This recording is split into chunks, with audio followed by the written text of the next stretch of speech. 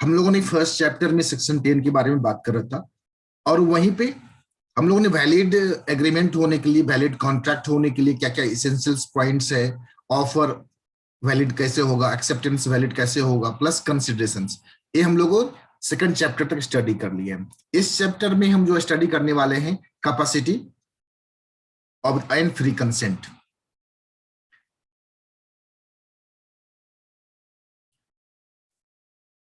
तो सेक्शन 10 बात करता है इंडियन कॉन्ट्रैक्ट एक्ट का। यह कहता है कोई भी एग्रीमेंट को कॉन्ट्रैक्ट होने के लिए सेटिस्फाई करना होगा following conditions.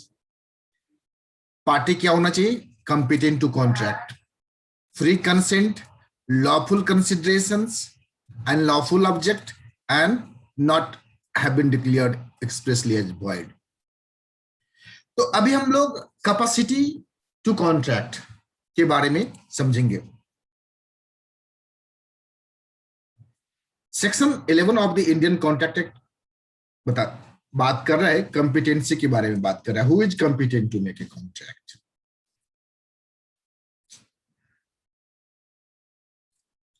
Who is competent to make a contract.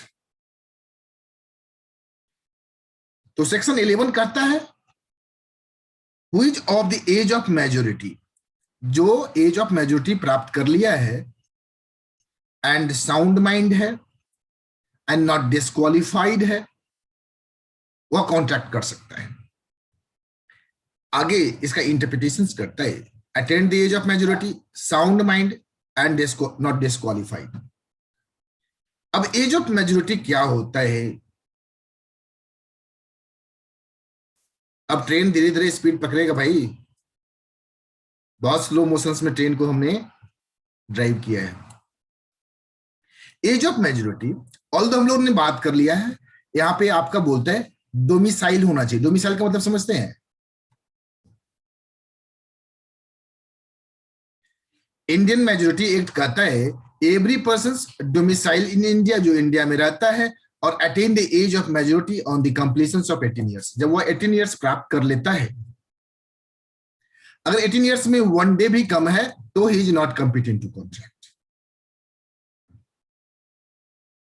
अब माइनर के साथ अभी हम लोग जो भी बातें करेंगे, पॉइंट बात करेंगे, जो 18 ईयर्स का कंप्लीट नहीं हुआ है वह कॉन्ट्रैक्ट करता है तो उसकी पोजीशंस क्या होगी।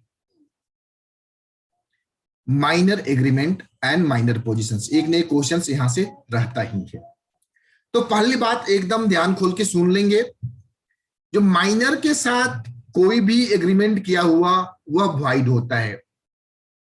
एक यहां पे टर्म दिख रहा है आपको, वॉइड एब इनिशियो, यह लैटिन वर्ड है। वॉइड एब इनिशियो का मतलब होता है वॉइड फ्रॉम द बिगिनिंग, मतलब शुरुआती जब कॉन्ट्रैक्ट किया गया तब से ही वो वॉइड है, वो वैलिड कभी था ही नहीं, न आज है न कल है।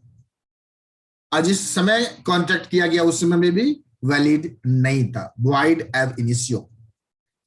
ए minor is not competent to contract. और पूछेगा भाई क्यों, वाई माइनर के साथ जो एग्रीमेंट होता है वॉइड है, तो सिंपली कहेंगे minor is not competent to contract and any agreement with minor is void from the very beginning. इस पोजीशन को समझने के लिए मोहरी बीवी बनाम धर्मोदास घोष केस लॉ का नाम है। धर्मोदास घोष एक बच्चा था जो माइनर था, और इसने बोरो कर लिया ऋतिक से 20,000 रुपया, 20,000। धर्मोदास घोष बोरो सम मनी फ्रॉम ऋतिक, और उसके बदले में उसने क्या किया, सिक्योरिटी दिया। और सिक्योरिटी में क्या दिया, उसके पास जो लैंड था, किसके पास, धर्मोदास घोष के पास, उसने मॉर्गेज कर दिया। किसके फेवर में, ऋतिक के फेवर में। आफ्टर ए फ्यू मंथ्स, कुछ महीनों बाद धर्मोदास की नींद जागी और उसने कोर्ट चला गया। कुछ सालों बाद वह, कुछ महीनों बाद ही बिकेम मेजर, मतलब धर्मोदास 18 साल का हो गया और कोर्ट को जाके सूट फाइल कर दिया। तो जब हम मॉर्गेज ऋतिक बाबू को किए थे उस समय में हम माइनर थे, और वह कॉन्ट्रैक्ट माइनर के समय में हुआ था, तो वो तो वाइड है, आप उसको कैंसिल कराइए। कोर्ट ने भी कुछ ऐसा ही कहा, जो it was held that mortgage by minor was void and Hrithik was not entitled to repayment of money, और ऋतिक को पैसा भी नहीं मिलेगा और मॉर्गेज भी खारिज हो जाएगा। तो इस तरह से हमने देखा, जब भी माइनर की बात आई तो माइनर के साथ मोहरी बीवी बनाम धर्मोदास केस को दलील लेंगे। जो धर्मोदास घोष उस केस में माइनर था और उस कॉन्ट्रैक्ट को सेट असाइड किया गया on the ground that minor is not competent to make a contract और any contract made with a minor is void ab initio, is void from the beginning. पहली point, minor के साथ जो भी contract होता है वह void होता है फ्रॉम द बिगिनिंग, उसको वैलिड कभी अपने करार नहीं दे सकते हैं। आप लोगों के पास मैं पहुंच पा रहा हूं, समझ पा रहे हैं आप लोग? Yes sir. ओके, स्पीड ठीक है? Yes yes. चलिए, तो repayment of amount advance to the minor as part of consideration for the mortgage was also not accepted. वो जो माइनर को 20,000 मिला ना, क्योंकि सेक्शन 10 बात कर दिया, who is incompetent to contract cannot make a contract, और minor is incompetent to make a contract। पहली बात हम लोगों ने समझ गया, माइनर के साथ कॉन्ट्रैक्ट किया हुआ void होता है, माइनर कॉन्ट्रैक्ट नहीं कर सकता है। और माइनर जब मेजर हो जाता है उसको पता चलता है हम जो कॉन्ट्रैक्ट किए थे वह void होता है एज पर लॉ, तो कोर्ट में जाके उसको सेट असाइड करा सकता है। दूसरा पॉइंट, माइनर का ही बात करेंगे। अभी जितनी भी बातें करेंगे हम, जो 18 साल से नीचे है या जो 18 साल को प्राप्त नहीं किया है, उनके बारे में बात करेंगे। No ratifications after attaining majority. Ratifications का मतलब होता है किसी चीजों को बाद में चल के सहमति दे देना।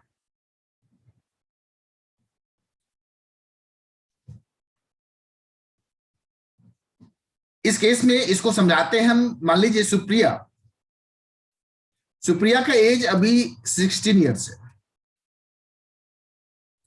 और ये जानती है at the age of 16 she is not competent to make a contract, although इसने कॉन्ट्रैक्ट कर ली। अब जब यह 18 ईयर्स की हो गई, when she has completed 18 years, तो इसने 16 साल में जो कॉन्ट्रैक्ट की थी, क्योंकि सामने वाला जानता है जो ये तो कॉन्ट्रैक्ट वाइड है, तो आगे चल के जब 18 ईयर्स कंप्लीट की, मतलब जब मेजर हो गई, तो इस पुराने वाले कॉन्ट्रैक्ट को रेटिफाई कर दी आफ्टर अटेनिंग मेजोरिटी। तो क्या सवाल उठता है, 18 साल की उम्र में जाके जब सुप्रिया ने कॉन्ट्रैक्ट को रेटिफाई की, 16 साल में जो कॉन्ट्रैक्ट की थी, 16 साल जब उम्र था, तो क्या उसको रेटिफिकेशन किया जा सकता है, उस कॉन्ट्रैक्ट को वैलिड किया जा सकता है? सवाल है नो। माइनर के एज में जब आप बिलो 18 ईयर्स हैं, एनी कॉन्ट्रैक्ट आपने कर लिया है, आप जब मेजर भी हो जाते हैं तो उसको रेटिफाई करके वैलिड करार नहीं दे सकते। क्यों सर, क्यों नहीं दे सकते हैं? क्योंकि कानून कहता है आपने जब कॉन्ट्रैक्ट किया था तो आप not competent to make a contract, और जब आप कॉम्पिटेंट ही नहीं है और जो माइनर के साथ किए हुए कॉन्ट्रैक्ट वाइड एब इनिशियो होता है, जो वाइड शुरू से ही होता है, उसको हम वैलिड कैसे कर सकते हैं? तो simply A minor cannot ratify the agreement on attaining the age of majority, as the original agreement is void ab initio and void agreement can never be ratified। Example मैंने दे ही दिया है, एग्जाम्पल पे मैं नहीं जा रहा हूं। तो अगर आपको कभी पढ़ने के बाद लगे सर नहीं समझ में आया है, क्योंकि मैंने वही एग्जाम्पल दिया और यहां भी वही एग्जाम्पल होगा, थोड़े बहुत शब्द के हेरफेर हो सकते हैं।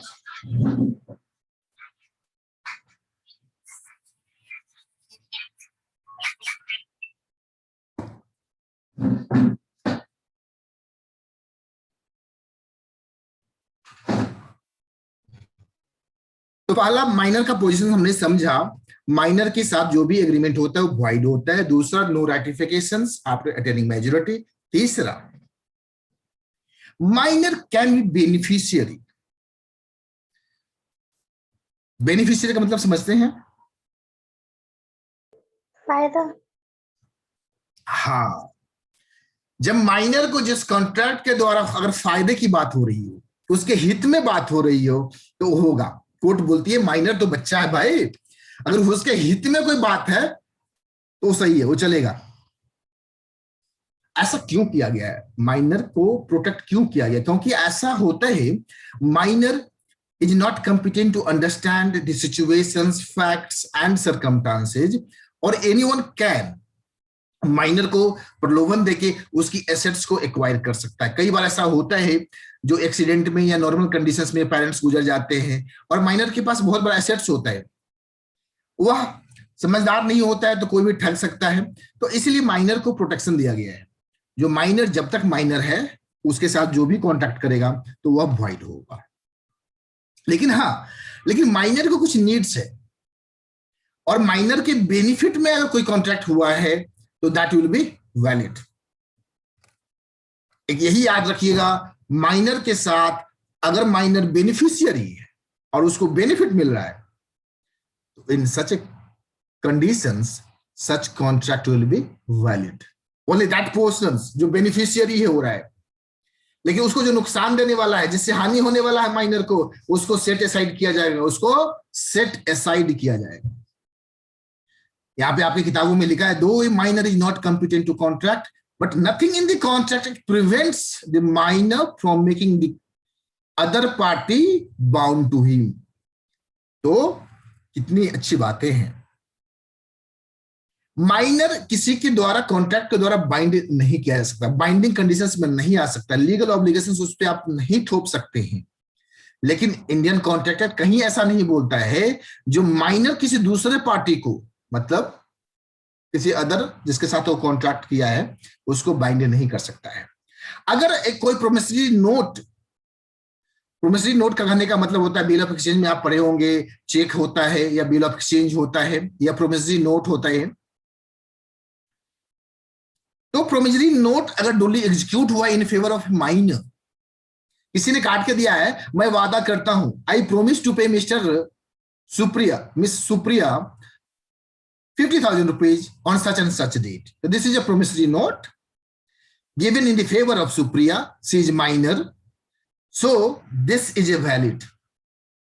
अगर वो जो जिसने भी प्रोमिस किया है, अगर वो राइट टाइम पे अगर सुप्रिया को पैसा नहीं देता है क्योंकि सी इज माइनर, तो सी can go to the court and enforce such contract.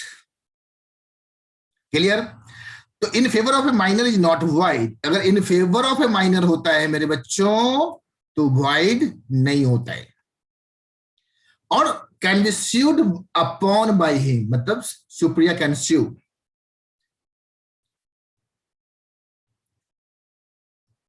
अभी बोलता है क्या एक माइनर पार्टनरशिप फॉर्म में पार्टनर बन सकता है क्या?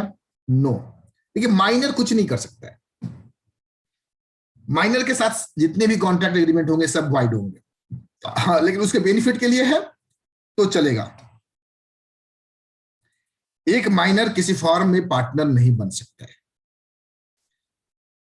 हाउएवर, देखिए यहां पे जो टॉपिक है बेनिफिशियरी के बारे में बात हो रहा है, तो बेनिफिशियरी के बारे में आप लोग 11th 12th पास करके आए आप लोग? Yes sir. 12th pass out रहे आप लोग? सारे बच्चे पास आउट हैं? अच्छा, अकाउंट्स पढ़े थे? पार्टनरशिप? Yes sir. तो पार्टनरशिप में हम लोगों माइनर को भी पार्टनर बनाते थे, बनाया है माइनर को पार्टनर? नहीं बनाया है। Simply A minor can not be a partner, but generally a minor cannot be a partner, but if the consent of all the partners is given, he is admitted to the benefits of partnership form. एक partner minor को आप partner बना सकते हैं सिर्फ और सिर्फ benefit के लिए। मतलब he or she will only share the profits, not the loss. with the consent of all the partners, a minor can be admitted only for the benefits of partnership firm. इस section 30 बात करता है, जब partnership act पढ़ेंगे 1932 तो उसमें सबके बारे में चर्चा करेंगे।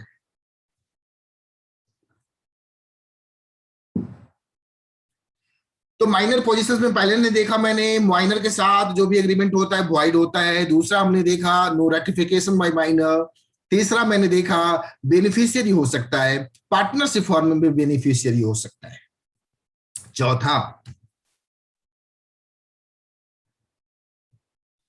Minor can always plead minority. हाँ भाई, अब माइनर है तो हमेशा वो माइनर की दलील देता रहेगा। कहने का मतलब सिंपली, अगर कोई माइनर मेजर हो जाता है या माइनर के समय में कोई कॉन्ट्रैक्ट किया हुआ है तो वो ऑलवेज उसके पास एक डिफेंस है। डिफेंस मतलब उसके सुरक्षा में खड़ा रहेगा। अगर एक माइनर किसी से लोन ले लेता है, एक बच्चा ने भी पूछा था, मुझे याद है, मैं नाम अभी नहीं लूंगा उन बच्चे का, उसने कहा था सर वो साइकिल वाली कोई घटना की बात की थी मेरे से और पैसा लिया था। याद आया बच्चों? Yes sir. तो यहां पे कह रहा है वही बात, a minor can always plead minority. वो दलील देगा माइनॉरिटी का। Is not stop to do even where he has taken any loan. अगर माइनर कोई लोन ले लेता है अपना एज को फॉल्स करके और किसी कॉन्ट्रैक्ट में इंटर कर जाता है, किसी बच्चे ने भी ऐसा ही कहा था sir, falsely representing that he was a major. और मैंने कहा था माइनर माइनर है, ऑलवेज माइनर रहेगा। यहाँ पे rule of estoppel can not be applied against minor. Minor minor है, माइनर के अगेंस्ट में कुछ भी नहीं चलेगा। Minor can always plead minority even though, जहां पे उसने अपनी उम्र को फॉल्स रिप्रेजेंटेशंस दिया है।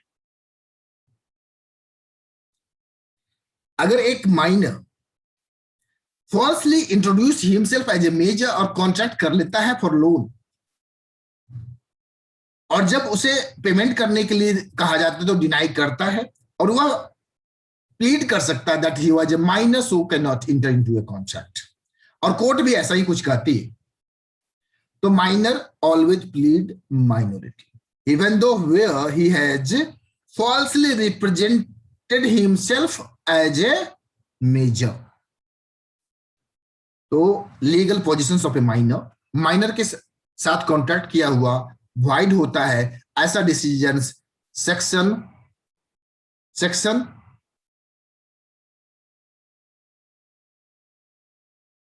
कोई सेक्शन बात करता है माइनर के साथ कॉन्ट्रैक्ट किए हुए वाइड होता है। सेक्शन 11 सेक्शन 10 बात करता है कंपिटेंसी ऑफ द पार्टी, और competency of the party section 11 बात करता है हु इज कंपिटेंट। तो दोनों सेक्शन मिलके बोलते हैं। सेक्शन 10 कहता है who is not competent to contract, can not make a contract. अब सेक्शन 11 कहता है who is not competent to contract, मतलब जो माइनर है। तो दोनों, तो पहला चीज हम लोगों ने देखा माइनर, और केस लो क्या है वो, मोहरी बीबी बनाम धर्मोदास घोष। पहला माइनर के साथ कॉन्ट्रैक्ट वाइड होता है। दूसरा, आप लोग भी साथ दीजिए, दूसरा नो रेटिफिकेशंस। अगर आपने माइनर की एज में कोई काम किया है, मेजर भी हो जाते हैं, तो आप उसको रेटिफिकेशंस नहीं कर सकते। तीसरा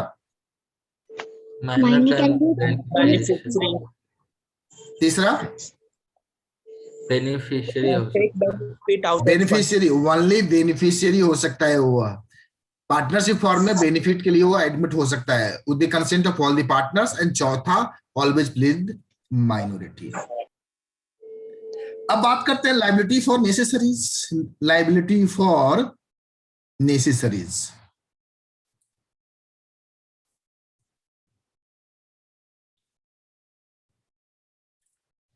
लायबिलिटी फॉर नेसेसरीज। अब सवाल उठता है, कोई माइनर, मान लीजिए इसमें माइनर कौन है, हाथ उठाएगा। कोई नहीं माइनर, सब मेजर है। Who is minor? Supriya, are you minor? No, sir. Okay, who is minor?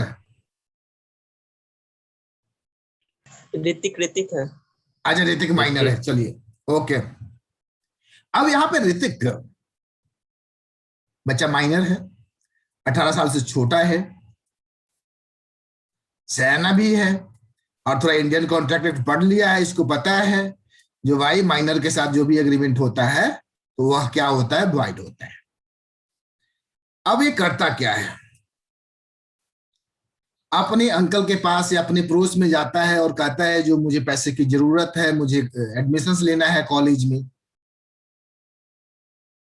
और कॉलेज में एडमिशंस के नाम पे, कॉलेज में एडमिशन के नाम पे अपने पड़ोस के अंकल से 50,000 रुपीज या ऑन क्रेडिट ले लेता है कॉलेज में एडमिशन। फिर अपने एक दूसरे पड़ोस में जाता है और उस पड़ोस में एक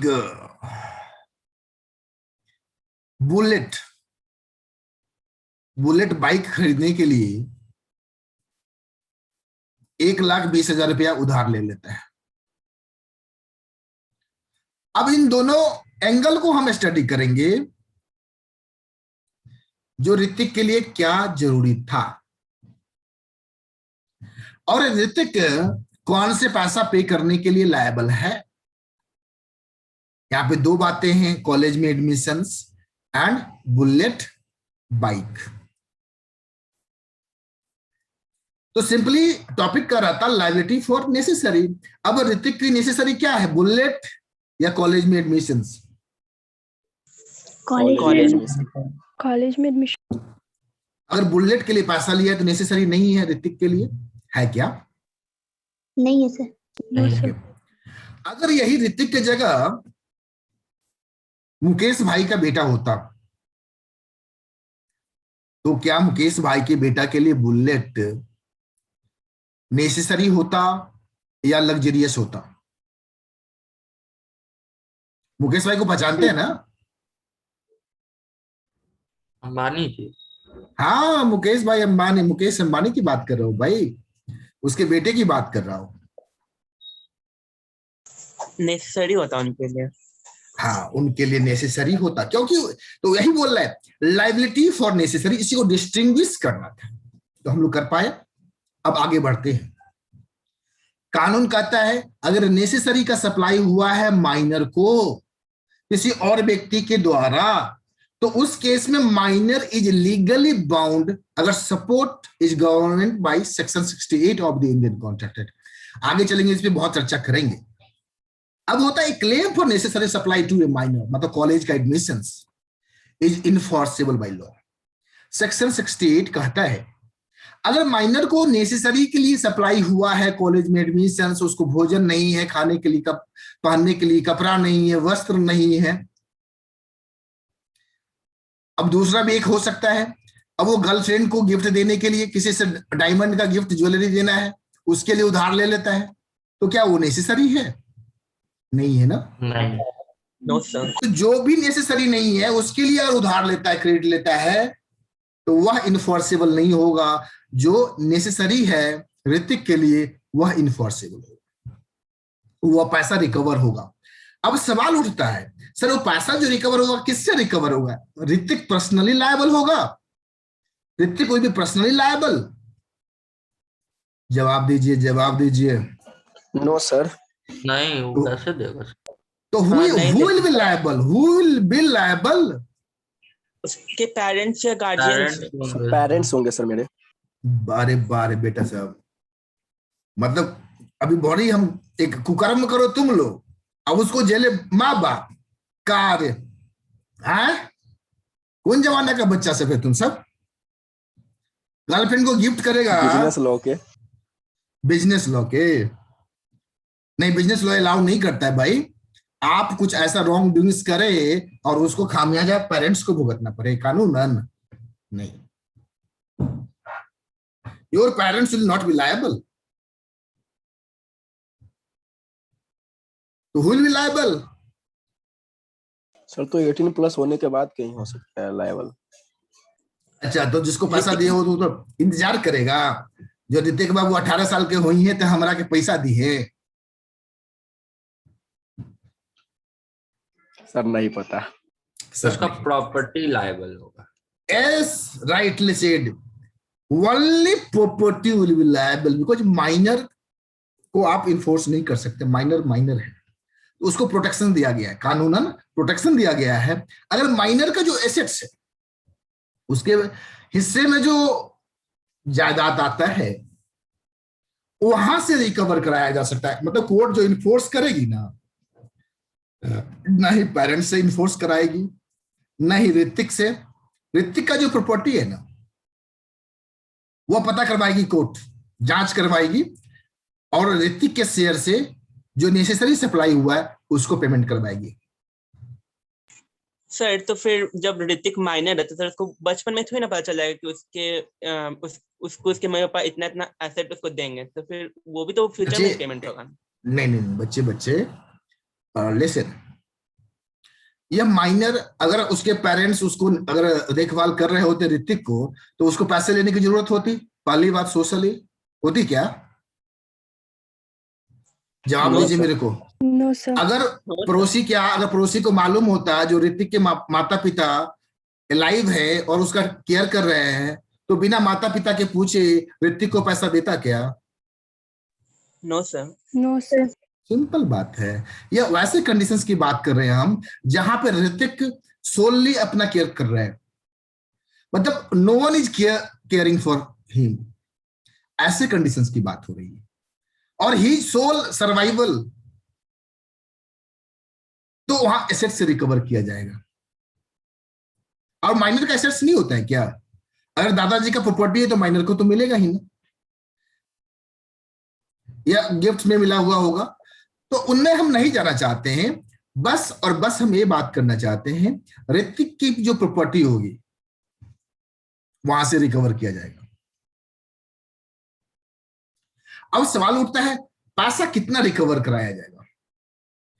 ओनली जितना वैल्यू ऑफ नेसेसरी है। देखिए यहाँ पे एक ही मान लीजिए 1,70,000 170 एक ही व्यक्ति से लिया है तो 50 नेसेसरी के लिए और 120 बुलेट के लिए, तो ओनली जो सप्लाई हुआ है नेसेसरी वही पैसा रिकवर होगा।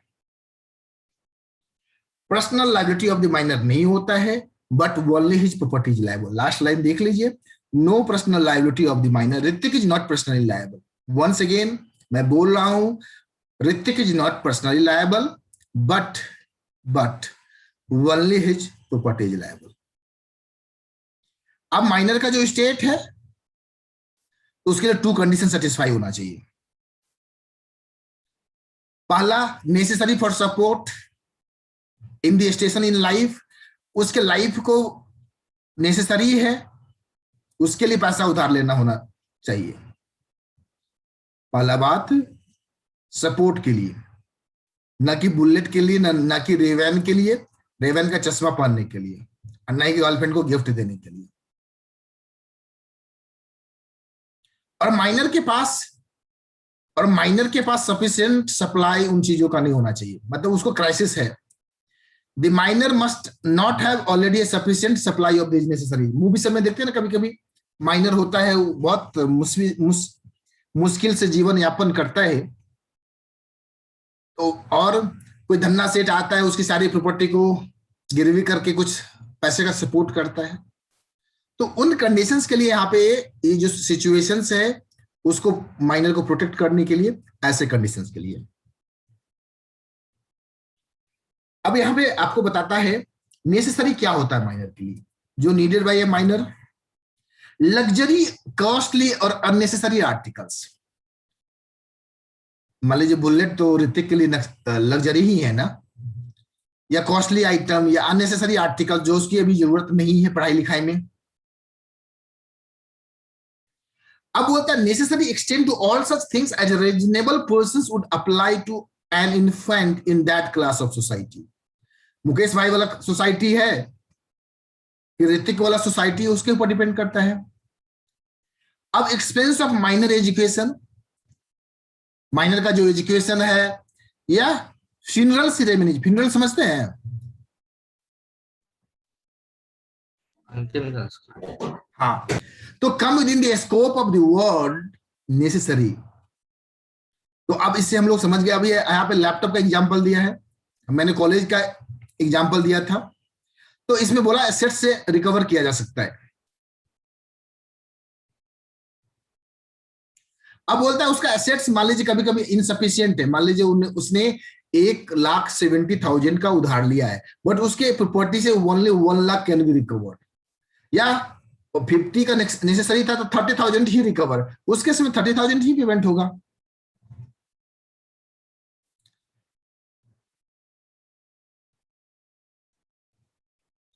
आप लोग गार्जियन कर रहे थे, देखिए गार्जियन भी आ गया। अक्सर कॉलेज में या स्कूल में जब भी आपका एडमिशन हुआ होगा या बैंक अकाउंट ओपन करने की जरूरत पड़ी होगी तो गार्जियन को बुलाया जाता है, गार्जियन भी साइन करता है, या एडमिट कार्ड में फॉर्म पे। कभी सोचा है क्यों? क्योंकि यू आर 18 ईयर्स और आपके साथ कॉन्ट्रैक्ट वैलिड नहीं होता है, तो इसीलिए गार्जियन को बीच में लाया जाता है। सिनेरियो क्रिएट किया था गार्जियन के लिए। हाँ, वहां पे उसमें अगर कोई रॉन्ग डूइंग्स, आपने रॉन्ग इन्फॉर्मेशन प्रोवाइड कराया है एडमिट कार्ड में, तो in that conditions guardian will be liable. अब बात आती है contract by guardian how far enforceable. तो माइनर एग्रीमेंट इज वाइड, हमेशा बात करेंगे माइनर एग्रीमेंट इज वाइड। उसका जो गार्जियन होता है under certain circumstances enter into a contract on minor's behalf. Minor के बिहाफ में गार्जियन कभी कभी कॉन्ट्रैक्ट में एंट्री लेता है। जहां पे गार्जियन हुए कॉन्ट्रैक्ट हुए guardian makes a contract for the minor. जब गार्जियन माइनर के बिहाफ में कॉन्ट्रैक्ट करते हैं तो which is within his competence, मतलब गार्जियन की कंपिटेंसी में होना चाहिए, and which is for the benefit of the minor, minor के बेनिफिट में होना चाहिए। अगर वहां भी माइनर के बेनिफिट में नहीं है, उस कॉन्ट्रैक्ट को इन्फोर्स करार नहीं दिया जा सकता है। And there will be valid contract which the minor can enforce, but all the contracts made by guardian on behalf of a minor are not valid। अगर गार्जियन कुछ ऐसा कॉन्ट्रैक्ट कर देता है जो गार्जियन के पास no power to bind the minor by contract for the purchase of immovable property. Guardian का मतलब सिर्फ यही नहीं होता है जो पेरेंट्स, लीगल कोई भी लीगल गार्जियन हो सकता है, उसके चाचा, मामा, ताऊ, काका, एनीवन। और एनी गार्जियंस, अगर किसी परचेज ऑफ इम्यूएबल प्रॉपर्टी, तो उसके लिए माइनर को बाइंड इमूवेबल समझते ना, लैंड बिल्डिंग, और गार्जियन ने कॉन्ट्रैक्ट कर लिया है purchase of land and building, तो उस कॉन्ट्रैक्ट के द्वारा माइनर को बाइंड नहीं किया जा सकता है। गार्जियन दो तरह का होता है, एक लॉफुल गार्जियन एंड दूसरा गार्जियन होता है जो कोर्ट के द्वारा अपॉइंटमेंट होता है। मूवी वगैरह में आप लोगों ने देखा होगा, जब एक एक्सीडेंट होता है, सारे परिवार के लोग गुजर जाते हैं, तो वैसे कंडीशंस में कोर्ट एक सर्टिफाइड गार्जियन अपॉइंट करती है। और इस कंडीशंस में जब सर्टिफाइड गार्जियन अपॉइंट होता है तो 21 इयर्स तक माइनर के साथ, इस जो सर्टिफाइड गार्जियन जिसका अपॉइंटमेंट हो गया, तो 21 इयर्स तक वो गार्जियन उसका देखभाल करेगा। तो अभी हम लोगों ने देखा 6 माइनर पोजीशंस के बारे में। अब आते हैं 7th पॉइंट है no specific performance. Specific performance का मतलब समझते हैं?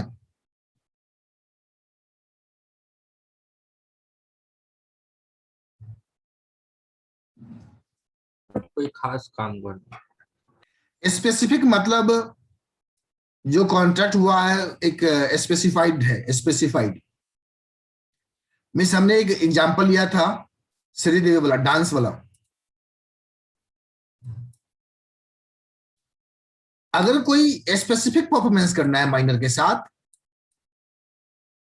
ऐसा कोई एग्रीमेंट हुआ है, तो वह स्पेसिफिक परफॉर्मेंस को हम लोग इन्फोर्स करार नहीं दे सकते, क्योंकि एग्रीमेंट तो वाइड है। अगर श्रीदेवी 16 साल की थी और उस वक्त डांस परफॉर्म करने के लिए उसने एग्रीमेंट की थी और खुदा न खास्ते वो नहीं करना चाहती है, तो उस कॉन्ट्रैक्ट को आप स्पेसिफिक इन्फोर्स कराने के लिए परफॉर्मेंस कराने के लिए, आप इन्फोर्समेंट करने के लिए कोर्ट के पास नहीं जा सकते। अगर जाते भी है तो कोर्ट इसको सेटिसाइड कर देगी, बोलेगी कॉन्ट्रैक्ट जो मेड हुआ है 16 साल की अवस्था में हुआ है, जो वैलिड नहीं होता है भारत के कानून की दृष्टि से।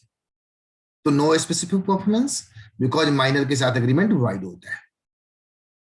नो इंसॉल्वेंसी, इंसॉल्वेंसी मतलब समझते हैं? यस सर, जो दिवालिया। पैसा लेके भाग जाता है, नहीं नहीं भैया, पैसा लेके जो भागता है उसको इंसॉल्वेंसी नहीं बोलते हैं। तो बैड डेट हो जाता है। हाँ हाँ, पैसा लेकर तो अब विजय माल्या साहब भागे, वो इंसॉल्वेंट है कि नहीं है यह तो कोर्ट तय करती है। अब इंसॉल्वेंसी क्या होता है थोड़ा सा शब्दों में कह दें हम आपको। जब किसी का एसेट्स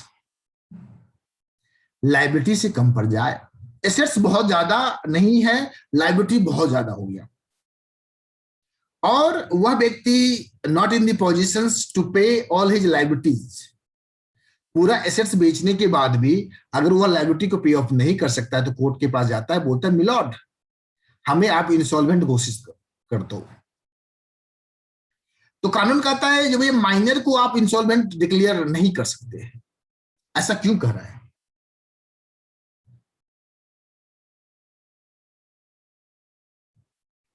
जल्दी जल्दी। क्योंकि सर माइनर तो माइनर, फिर वो पैसा कैसे चुका पाएगा? दलील साफ नहीं था, दलील ऐसा होना चाहिए था क्योंकि माइनर के साथ कॉन्ट्रैक्ट वाइड होता है, और जब वाइड कॉन्ट्रैक्ट है तो उसके लिए इंसॉल्वेंसी डिक्लेरेशन कहां से बात आएगी? लायबिलिटी उसका क्रिएट ही नहीं हो रहा है। ये बच्चा अभी जस्ट पढ़ा है ना, उसकी Yes, जितनी yes. पर्सनल प्रॉपर्टी है उतना तक ही उसकी लायबिलिटी है। अभी पढ़े हो ना नेसेसरी सप्लाई में, अगर 50,000 का नेसेसरी लिया है, 30,000 का ही एसेट्स है, तो 30,000 ही ओनली पेएबल। और मैंने कहा इंसॉल्वेंसी कब आता है? जब लायबिलिटी ज्यादा हो जाता है। तो माइनर की लायबिलिटी ज्यादा हुई क्या एसेट से? No sir, no Yes, sir. Sir. कानूनन तो हुआ ही नहीं, तो उसको इंसॉल्वेंसी डिक्लेयर नहीं किया जा सकता है क्योंकि he is incapable of contracting debts. वो डेट्स तो क्रिएट करने की लीगल ऑब्लिगेशंस तो उसके पास है ही नहीं, वाइड है। अगर किसी ने करा भी लिया धोखे से तो वाइड है, और माइनर को जो भी ड्यू है तो पर्सनल लायबल नहीं है। Minor is not personally liable, उसका प्रॉपर्टी लायबल है, जो जितना प्रॉपर्टी होगा उसे रिकवर कर लेगा। तो माइनर को इंसॉल्वेंट घोषित नहीं किया जा सकता है। पार्टनरशिप हम बात कर रहे थे, जब बेनिफिशियरी की बात कर रहे थे वहां पे हमने बात किया minor incompetent to contract, so he can not be a partner, but with the consent of all the partners he can be admitted as a partner only for the benefits. तो पार्टनरशिप भी clear हो गया। Minor can be an agent. हम लोगों ने last class में agency वगैरह के बारे में कुछ बात किया था। अब सवाल उठता है क्या माइनर एजेंट हो सकता है? हो सकता है? Yes sir. देखिए, A minor can act an agent, but he will not be liable for his principal. बड़ा ट्विस्टिंग जवाब है। अब हम लोग पिज्जा के बारे में बात कर रहे थे लास्ट क्लास में, एजेंसी। तो पिज्जा बेचने के लिए वो दुकान लगा सकता है, बट प्रिंसिपल अगर कोई रॉन्ग डूइंग्स होता है तो he can not be liable to his principal. तो कहीं ना कहीं प्रिंसिपल माइनर के साथ एग्रीमेंट करना नहीं चाहेगा। तो minor can act as an agent but he will not be liable to his principal for his acts. A minor can draw deliver and endorse negotiable instrument. एक माइनर जो होता है चेक काट सकता है और वो वैलिड होता है विदाउट हिमसेल्फ बीइंग लायबल। अगर माइनर चेक काटा और बाउंस हो गया तो अब माइनर के साथ एग्रीमेंट वाइड है, थर्ड पार्टी जो है सो उसको इन्फोर्स नहीं कर सकता है। तो माइनर का एक बैंक में अकाउंट हो सकता है, वो चेक ड्रॉ करके कुछ परचेज कर सकता है, बट उस चेक के लिए वो लायबल नहीं है। अगर चेक बाउंस कर गया तो उसमें कोई सू नहीं कर सकता है।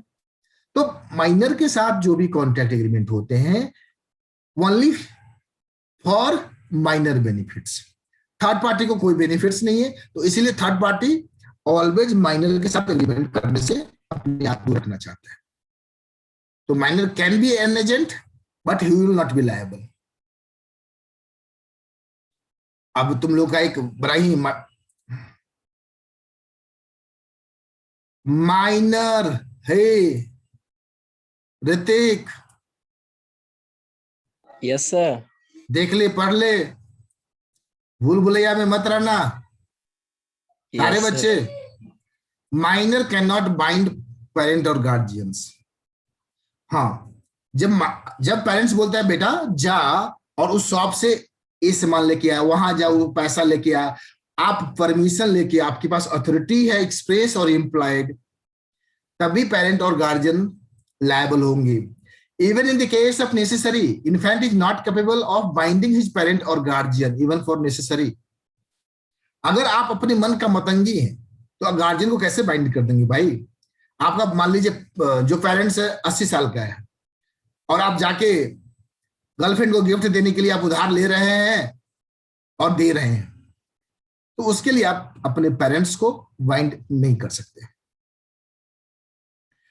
पेरेंट्स लायबल होगा ओनली जब child is acting as an agents of parents.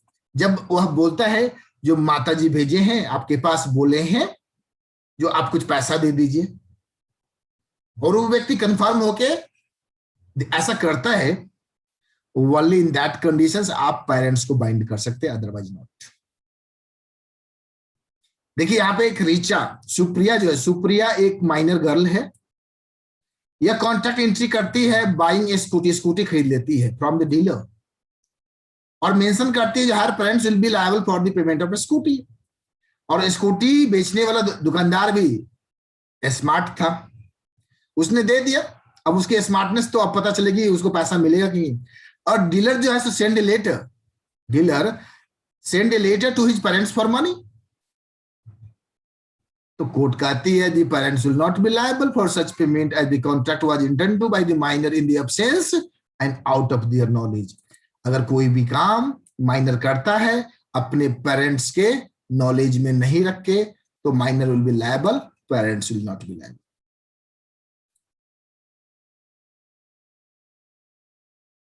Clear? Speed सही है? Yes sir. ओके, स्पीड थोड़ा ज्यादा लग रहा है कि मतलब ठीक है, अभी कंफर्टेबल में है? बराबर है सर। बराबर है, वही स्पीड है, अभी भी तेज कर रहे हैं थोड़ा, ठीक है। मतलब महसूस नहीं हो रहा है, लेकिन स्पीड तो तेज कर ही दी है। महसूस नहीं हो रहा है, इसलिए वो आदत से डाल दिया ना ट्रेन में, मतलब बैठ के जर्नी करने का। अब आते हैं joint contract by minor and adult. अब एक 18 साल का है, एक 19 साल का है। मान लीजिए अनुराग जो है सो 17 साल का है, हिमांशु 19 साल का है, दोनों मिलकर एग्रीमेंट करता है। तो अब क्या होगा? फिर वही बात होगा, माइनर नॉट लायबल। आप जैसे भी घुमा के नाक को पकड़िए, माइनर नॉट लायबल, एकदम आंख मूंद के minor not liable, adult liable.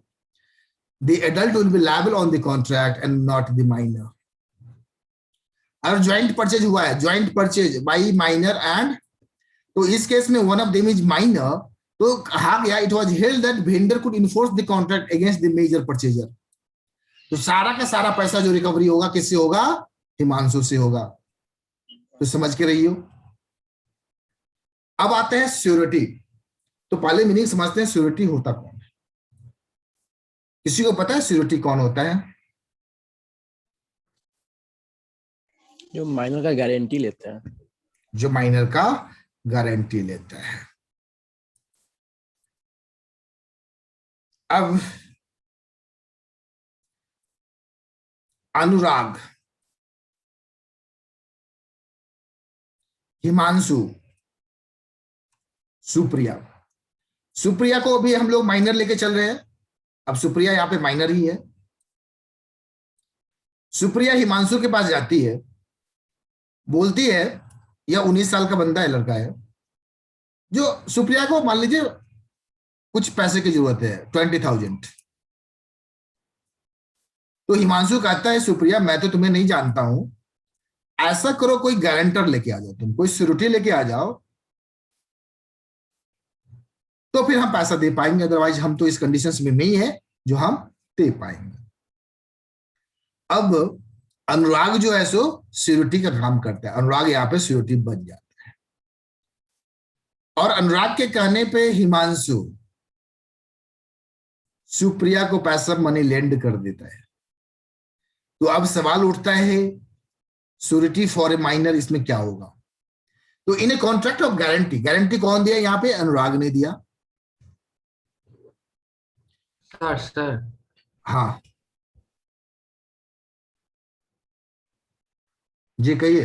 Sir एक बार शुरू से रिपीट कर दीजिएगा सर, नेट अच्छा। कट गया था। कोई बात नहीं है। हमने यहाँ पे 3 कैरेक्टर को लिया था। सुप्रिया जो एक लेडी है below 18 years, Anurag and Himanshu. Himanshu जो है सो मनी लेंडर है, पैसा ब्याज पे लगाता है मार्केट को। सुप्रिया को मालूम चला, पैसा लेने के लिए पहुंच गई हिमांशु के पास। तो हिमांशु का पैसे तो मैं देता हूं बट गारंटर लेके देता हूं, कोई सिक्योरिटी लेके आओ। तो बेचारी को मालूम हुआ अनुराग यहां पे सिक्योरिटी बन गया। तो अब सीन क्या होगा? गारंटी किसने दिया इसमें? अनुराग ने दिया। तो in contract of guarantee when an adults कौन है? Anurag stand surety for a minor, then adult is liable to the third party, क्योंकि there is direct contract between the surety and third party. फिर से सुप्रिया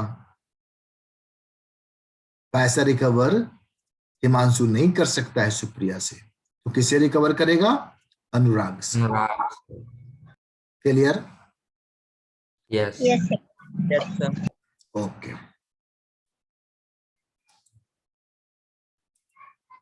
मजा आ रहा है? यस बहुत yes sir. समझने के साथ साथ याद रखना भी है। कितने बात, आज बहुत सारी बातें हो गई। Minor as a share holder, minor as a share holder. क्या माइनर किसी कंपनी का शेयर होल्डर हो सकता है? शेयर होल्डर समझते हैं ना, किसी कंपनी में शेयर परचेज करना। सर नहीं हो। वो सर नहीं हो सकता है। नहीं हो सकता है, मतलब minor incompetent to contract cannot be a shareholder. अगर by mistake he becomes a member, rescind the transactions and remove his name from the register. लेकिन कभी कभी minor lawful guardian became a shareholder by transfer और transmission. Transfer समझा देते हैं and transmission समझा देते हैं। ट्रांसमिशन होता है बाय ऑपरेशन ऑफ लॉ। मान लीजिए एक बंदा है, उसके पिताजी किसी कंपनी के शेयर होल्डर हैं और वो कोविड-19 की वजह से गुजर जाते हैं। तो अब जो शेयर है by operation of law legal heirs को ट्रांसफर हो जाएगा। तो इस कंडीशंस में he can be a share holder. दूसरा, अगर वह लॉफुल गार्जियंस की वजह से through his lawful guardians become a share holder by transfer. Transfer वाले केस में भी क्या होता है, जैसे पार्सल शेयर का मान लीजिए 100 शेयर्स है और 2 भाइयों का पिताजी एक्सपायर करते हैं और वहां पे डिविजन होता है, 2 भाई है तो 50-50 शेयर ट्रांसफर हो जाएगा। तो इस केस में भी वो शेयर होल्डर हो सकता है। एक्सेप्शनल केस है बट वो डायरेक्टली खुद से परचेज नहीं कर सकता। अभी तक लायबिलिटी को क्रिएट हुआ है माइनर के लिए? नहीं। एक लायबिलिटी क्रिएट हुआ है नेसेसरी का। Yes sir sir necessary. एक बार हुआ है। नेसेसरी का हुआ। अब लास्ट में एक बार लायबिलिटी क्रिएट करके यहां से हम लायबिलिटी फॉर टॉर्ट्स, टॉर्ट्स समझते हैं? अब कार्ड। टॉर्ट्स मतलब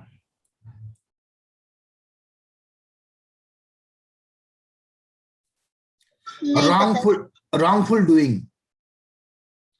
अब कोई 16 साल का लड़का अब किसी 17 साल की लड़की को छेड़ देता है अब अभी आप लोग इंडियन कॉन्ट्रैक्ट पढ़े हैं, बोले अरे वो माइनर हम लोग हैं, हम तो लायबल ही, ऋतिक सोचता है अरे माइनर है, हम तो लायबल ही नहीं हो रहे हैं, चलो लड़की भी छेड़ते हैं, लायबल नहीं होंगे।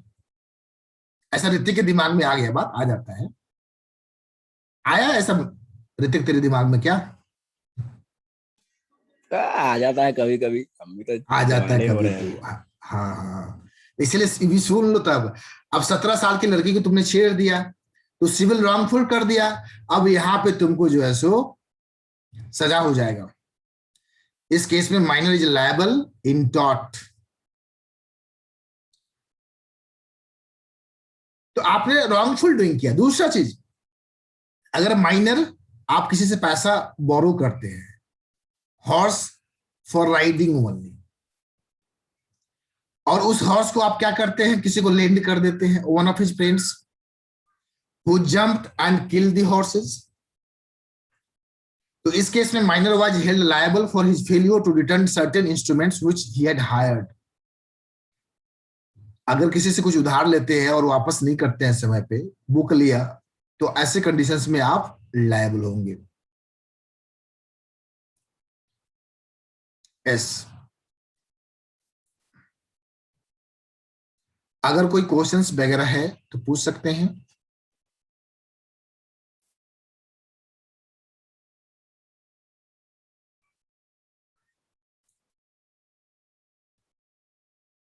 सर आप जो एक फेवर वाला बात बोले थे कि अगर उसके फेवर में होगा तो माइनर के लिए वो कॉन्ट्रैक्ट हो जाएगा एनफोर्सेबल। अगर कोई माइनर के फेवर में कोई कॉन्ट्रैक्ट बनाता है तो वॉइड होगा या फिर कॉन्ट्रैक्ट वैलिड होगा? देखिए, अगर सिंपल सी बात है, इसको बहुत ज्यादा ट्विस्ट करने की जरूरत नहीं है। अगर that is beneficial for minor, अगर माइनर के बेनिफिट्स में जा रहा है तो दैट विल बी वैलिड। अगर माइनर ने आप, मैं एक एग्जांपल लेके इसको समझाता हूं। सपोज आपके पास एक पीस ऑफ लैंड है, या पीस ऑफ लैंड को सेट असाइड करते हैं, कोई व्यक्ति आपसे कमिट करता है और वह चेक काट के देता है आपको 1 लाख रुपया, ठीक है, और वह 1 लाख का चेक देता है आपको, आप कोई सर्विस उसको प्रोवाइड किए हैं, तो यह जो कॉन्ट्रैक्ट है, 1 लाख का जो चेक काट के दिया, ये भी एक तरह का कॉन्ट्रैक्ट हो गया। ये आपके बेनिफिट्स में, माइनर के बेनिफिट्स में है। वह बैंक में जाएगा, इन्फोर्स करा सकता है, मतलब उसको इनकैश करा सकता है। तो जो थर्ड पार्टी हुआ, इस ग्राउंड्स पे उसको कैंसिल नहीं करेगा। जो भाई माइनर के साथ कॉन्ट्रैक्ट हुआ था, यह अनइनफोर्सेबल है, लेकिन कोर्ट में एक प्रोविजंस है, मतलब इंडियन कॉन्ट्रैक्ट एक्ट में प्रोविजंस है, जब कोई एग्रीमेंट हुआ है और वो बेनिफिशियल फॉर माइनर है, तो वैसे कंडीशंस में उसको इन्फोर्स कराया जा सकता है।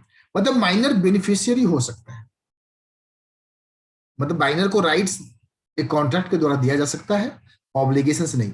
हम लोगों ने 3 जगह देखा, माइनर पार्टनरशिप में बेनिफिट्स प्रॉफिट शेयरिंग के लिए उसको हम बना सकते हैं।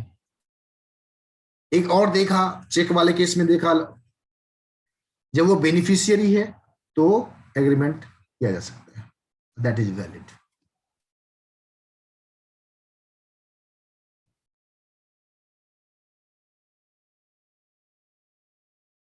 Is any other questions? Sir एक क्वेश्चन।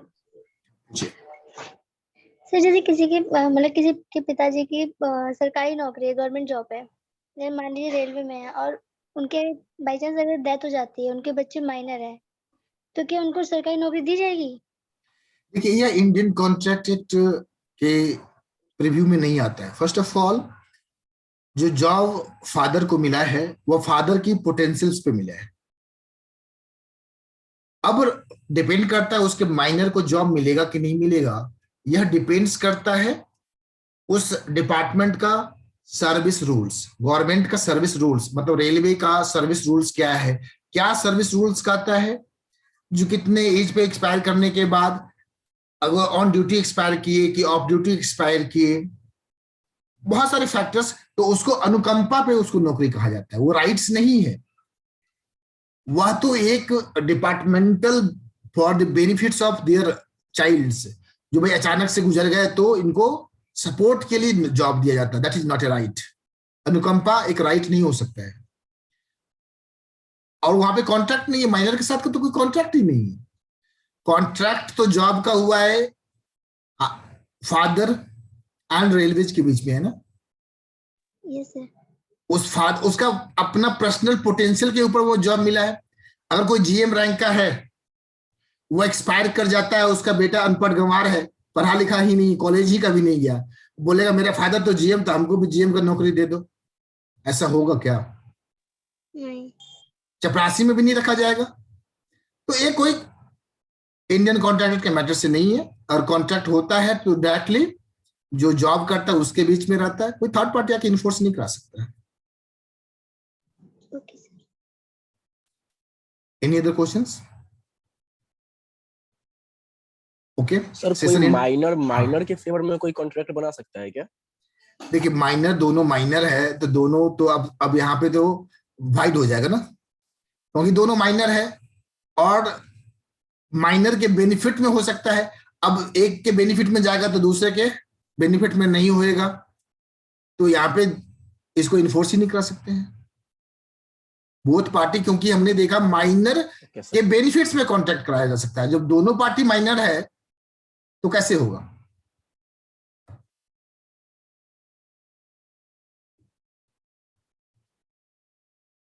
तो माइनर के साथ एग्रीमेंट बाय डेफिनेशन होता है।